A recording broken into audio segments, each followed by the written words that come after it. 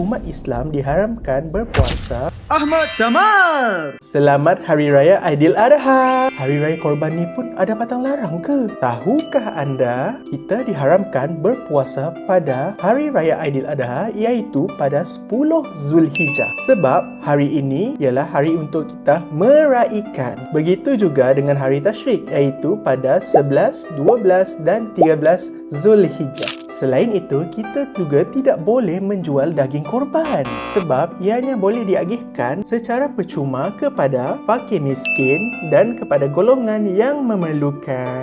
Betul ke orang yang buat korban tak boleh potong rambut dan kuku? Ahmad Tamar, kami ada buat promo sepenuh Aidiladha tahun ini. Promo sangat berbaloi. Satu paket serendah RM12. Jom tekan link di bio.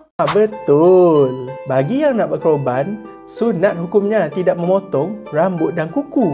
Bermula 1 Zulhijjah hingga haiwan itu disembelih. Boleh ke kita buang sisa korban secara merata-rata? Tak boleh. Hormati sisa haiwan korban, lupuskan dengan cara yang baik dan bersih, seperti tanam di dalam tanah. Pesanan terakhir saya, elakkan post berlebihan tentang korban di media sosial. Kalau nak kongsi, pastikan mesejnya berilmu dan bermanfaat dan bukan sekadar untuk menunjuk-nunjuk. Ada lagi ke pantang larang lain selain daripada